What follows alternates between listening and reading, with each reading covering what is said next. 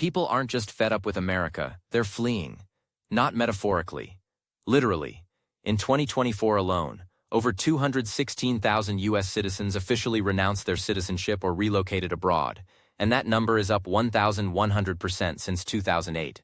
These aren't doomsday preppers or fringe weirdos. They're nurses, teachers, tech workers, retirees, families, people like you. And it's not about politics anymore. Left, right, red, blue. That's all noise. People are done because the system is collapsing in real time, and they're realizing no one's coming to save them. We're $34 trillion in debt. We spend $882 billion a year on war, but can't keep bridges from collapsing. We have 1 in 4 kids living in food-insecure homes, while billionaires pay less in taxes than their secretaries. You're tracked, taxed, worked to death, and then blamed when you break.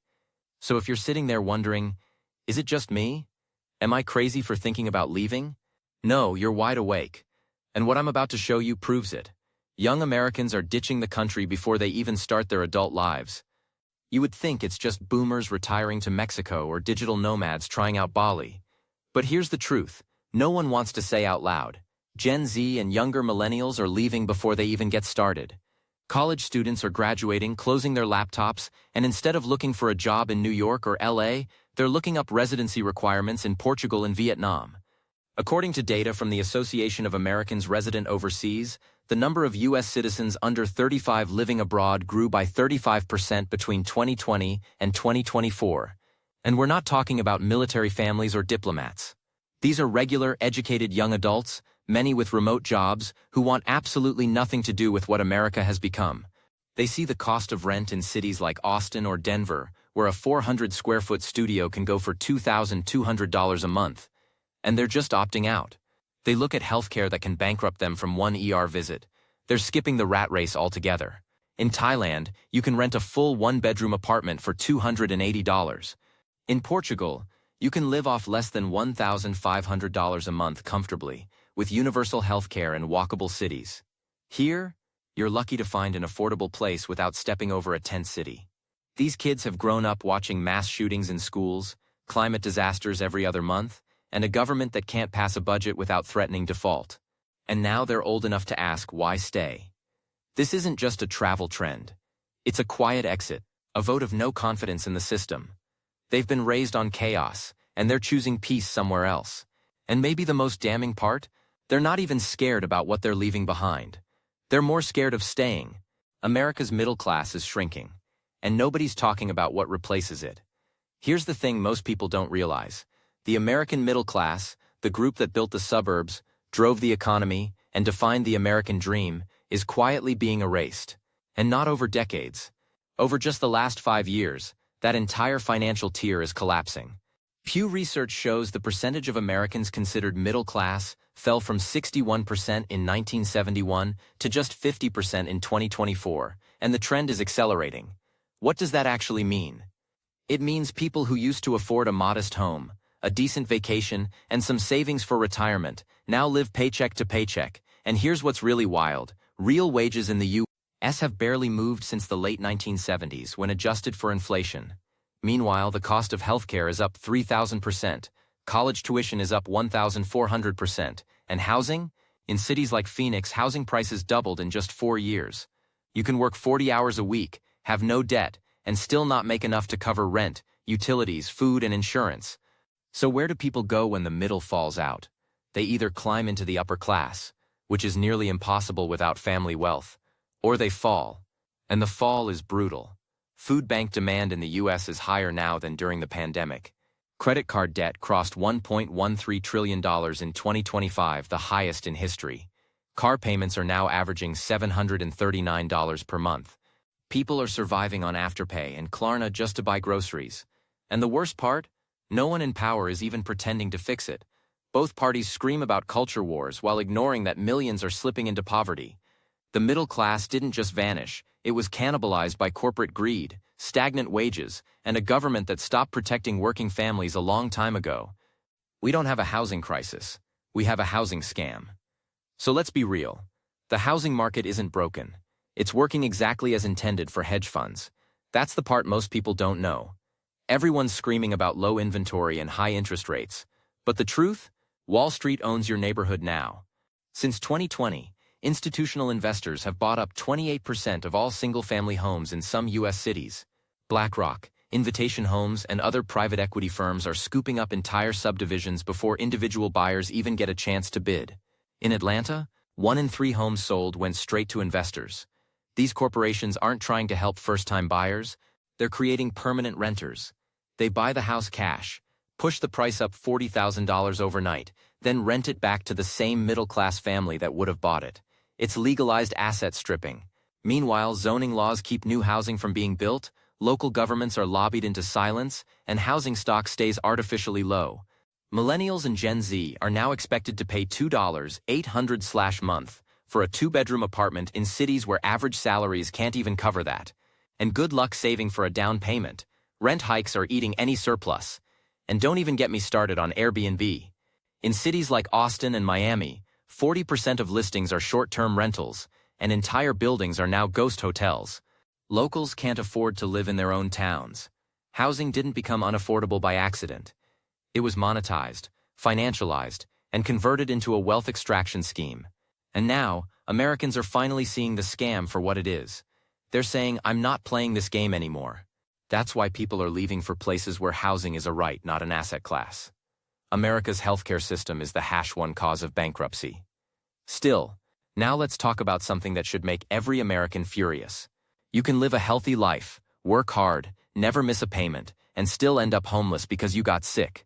That's not just theory, that's reality.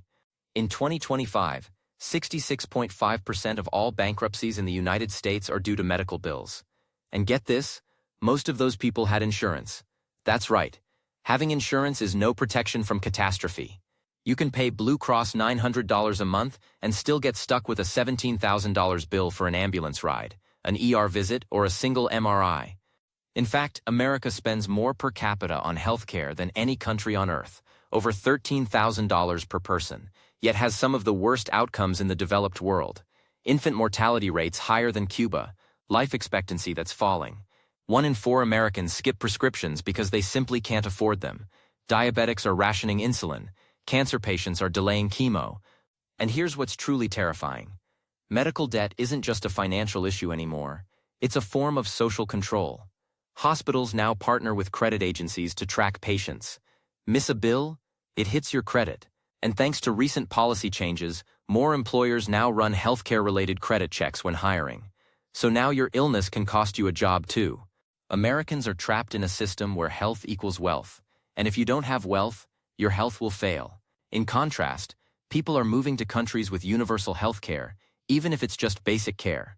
Because the idea of being bankrupted by your own survival is so uniquely and disturbingly American. This is why people are done. They're not looking for perfect healthcare, just a system that doesn't punish them for needing it. The rise of the corporate state. Americans are no longer citizens. They're consumers on a leash. America doesn't treat its people like citizens anymore. It treats them like revenue streams. And the scariest part? We're not governed by a democracy. We're governed by corporations. Big tech, big pharma, big ag. They write the legislation before Congress even reads it.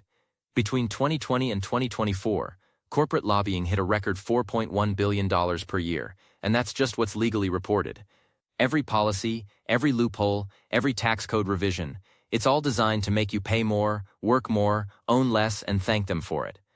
You want healthcare? Great. Here's a $4,000 deductible. Want to go to college? Here's $100,000 in debt at 8% interest. Want to eat? Your food is full of corn syrup and carcinogens that are banned in Europe. And every step of the way, you're being tracked, monetized, and manipulated. Loyalty programs, credit card data, Google searches, smart TVs, all of it's being fed into AI models designed to predict your next purchase and lock you into a debt cycle. But here's what nobody's talking about. This isn't just capitalism. This is extraction. When 4 companies control 85% of the meat supply, when one company owns 80% of the seeds used to grow your food, when one app can decide what news you see and what products you need, that's not freedom. That's corporate feudalism. And Americans are waking up to the fact that their choices are an illusion. You don't pick your insurance, your job does. You don't pick your education, your debt-to-income ratio does. You don't pick your food, your zip code does. The American dream has been trademarked, licensed, and put behind a paywall. And people are realizing they don't live in a country, they live inside a business model. That's why they're leaving. Not because they hate America. Because America sold itself to the highest bidder and forgot to tell the people still paying taxes. Mental health in America has collapsed, and it's not just a social crisis, it's economic warfare. Let's talk about what's really going on in people's heads. Because right now, millions of Americans are walking around with anxiety disorders, depression, burnout, and PTSD, not from war, but from life in this country. The CDC reported that as of 2024, over 50% of U.S. adults will be diagnosed with a mental illness at some point in their lives. And 1 in 5 are currently experiencing symptoms right now. That's not a mental health crisis, that's a systemic breakdown of the human spirit. But here's what the media won't say. America profits off your misery. The average cost of therapy? $150, $300 per session. Psychiatric meds? The U.S. pays 4x more than most developed countries. Mental health isn't being treated, it's being commodified. And worse, it's being caused on purpose. Think about it. What's the lifestyle here? Isolated, overworked, no community, no nature, glued to screens, living in constant financial stress, bombarded with outrage media 24/7, and now increasingly surveilled. That's a formula for psychological collapse. And instead of addressing the root, like fixing work culture, rebuilding communities, or creating walkable neighborhoods, what do we get? More apps, more pills, more subscriptions. We turned healing into a business model. And here's where it gets even more sinister. Untreated mental health issues, reduced productivity, lower resistance to exploitation, and increased dependency on consumer comforts. If you're depressed, you're easier to sell to. If you're anxious, you'll chase security in the form of debt, products, and distractions. That's not a bug in the system, it's the point of the system. America is a machine that runs on burnout. And the moment you start waking up, the moment you question the 40-hour grind or ask why your antidepressant costs $900 a month, you become a liability. That's why people are getting out. In other countries, people walk, people talk, people rest. Here, we medicate, isolate, and pretend everything's fine until it's not. The American diet is killing us faster than we can fix it. You ever wonder why people in other countries age gracefully while Americans are falling apart at 45? It's not genetics, it's not laziness, it's our food supply, and it's poisoned on purpose. The U.S. has the highest obesity rate in the developed world, with 42% of adults classified as obese, and another 31% overweight. And yet somehow, we're still undernourished. That's because our food isn't food anymore. It's processed sludge engineered for shelf life, not health. Over 60% of the calories the average American consumes come from ultra-processed foods, frozen pizzas, cereals, packaged snacks, fast food. And those foods are packed with additives, seed oils, synthetic dyes and emulsifiers that other countries have banned. Europe doesn't allow red 40, yellow 5, brominated flour, or potassium bromate, all of which are common in U.S. grocery stores. In fact, over 3,000 chemicals are approved for use in American food products, many of which were rubber-stamped decades ago, without modern safety reviews. And guess who runs the FDA's advisory panels? Executives from the same companies producing this junk. It's a loop of corruption. But here's where it gets worse. This isn't just about health. It's about control. Poor health leads to dependency. On meds, on doctors, on corporate food chains. You eat the garbage, you get sick. You go broke, you become stuck. Meanwhile, the healthiest food is priced out of reach. Organic produce costs up to 100% more than conventionally farmed alternatives. Real bread, real meat, real dairy, all unaffordable for the working poor. This isn't an accident.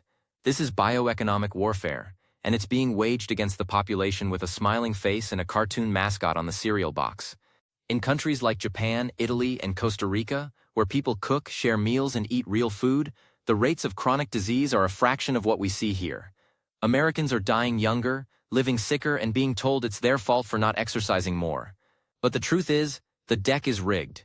And people who've left, they'll tell you, the first thing that changes when you escape America is how your body feels when you eat. The collapse of trust. Americans don't believe the system works because it doesn't. Let's stop pretending. Americans don't trust the government anymore. And they shouldn't. According to Pew Research, as of 2025, only 16% of Americans say they trust the federal government to do what is right most of the time. That's the lowest since Watergate. And it's not just partisan noise, it's an across-the-board collapse. People don't trust Congress, the courts, the media, the education system, the healthcare system, or even elections. Because guess what? They've seen too much. They've lived through bailouts for billionaires while losing their homes. They've watched senators buy and sell stocks based on classified briefings while telling the public everything's fine. They've seen train derailments poison entire towns while no one goes to jail. They've seen entire cities, Flint, Jackson, East Palestine, be treated like acceptable losses.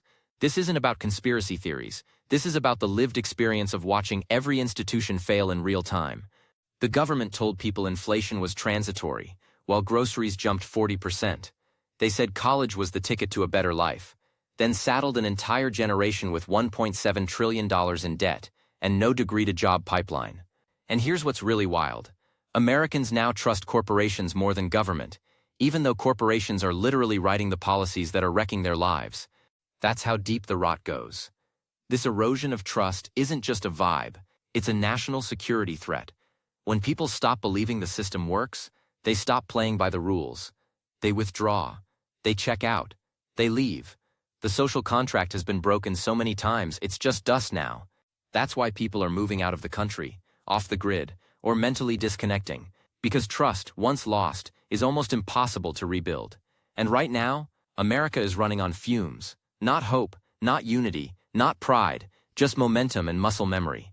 And once that runs out, there's nothing left holding it all together. The American dream is now a pay-to-play illusion. Let's kill the myth once and for all. The American dream is dead unless you're rich. Once upon a time, it meant upward mobility. Work hard, buy a home, raise a family, live better than your parents. Now, it's a marketing slogan, a ghost. In 2025, more than 70% of Americans believe their children will be worse off than they are. Let that sink in. That's not pessimism. That's data. The real estate market has locked out first-time buyers. The average down payment on a modest home? Over $40,000.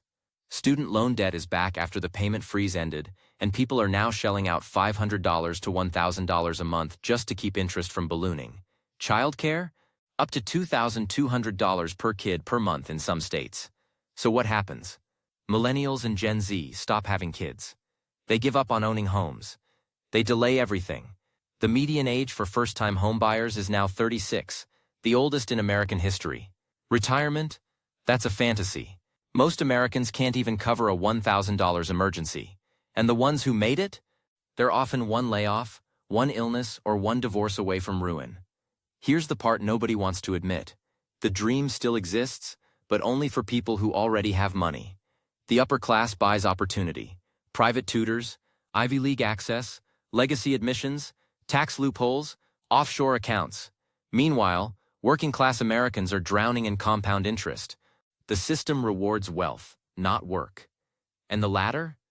It's been pulled up. You know what the new dream is? Escape. Whether it's through relocation, remote work, off-grid living, or leaving the country entirely, more and more Americans are realizing that chasing the dream is killing them. They're exhausted, they're disillusioned, and they're done playing a rigged game. Freedom was the promise, but surveillance is the reality. This is the final nail. The one that has made millions of Americans say, "I'm out." America sells itself to the world as the land of the free. But what we actually live in is a surveillance state wrapped in an Apple logo and sprinkled with patriotism. In 2025, the average American is tracked over 3,000 times per day through phones, smart TVs, license plate readers, social media, credit card swipes, biometric scans, and more.